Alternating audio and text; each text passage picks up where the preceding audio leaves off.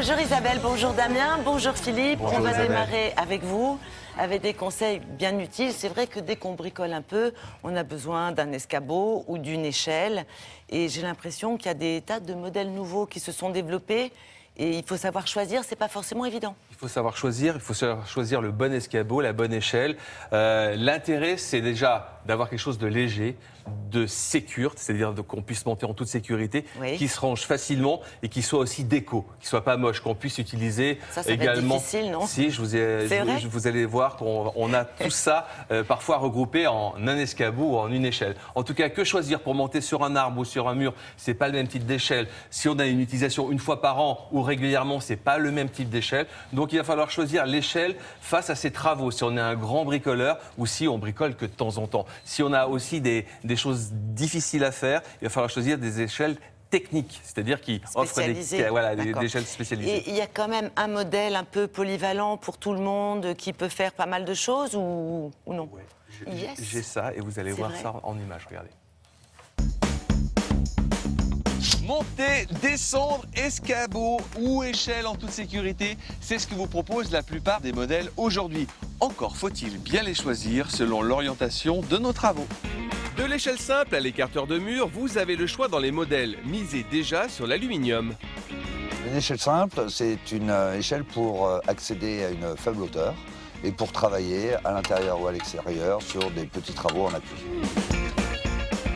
L'échelle coulissante, c'est l'échelle de grande hauteur par excellence. Les plus grandes font 18 mètres. C'est pour accéder à un point très haut et fixe, par exemple pour aller élaguer des arbres ou accéder au fêtage de sa maison.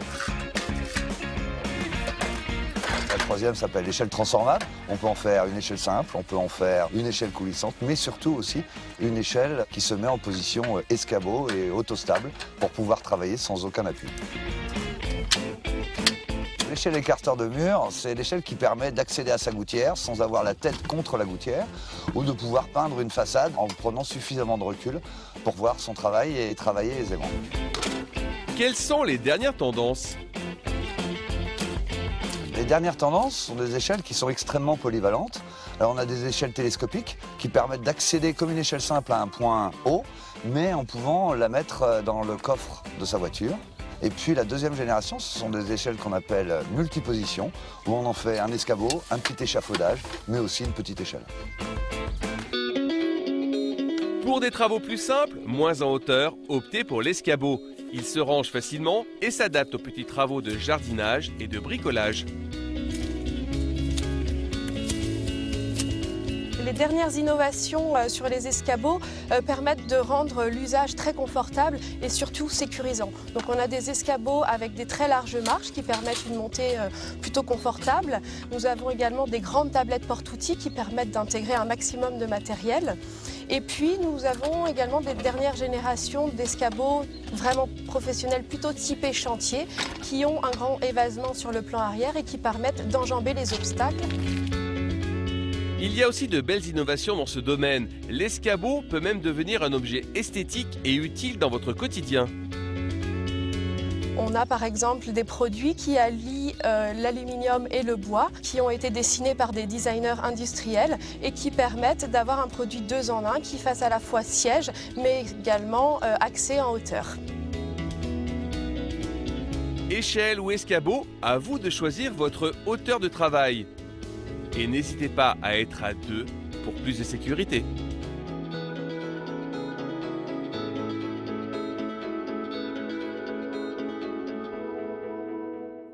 Bon, donc on a beaucoup de choix et Philippe, vous avez apporté, c'est quoi? C'est votre coup de cœur en Voilà, fait? c'est les 2 coups de cœur à avoir véritablement quand on veut commencer par une échelle. C'est l'échelle télescopique, vous l'avez vu dans le reportage. Oui. C'est pratique parce que bon, on l'a dépliée, mais regardez, pour la plier, c'est tout simple.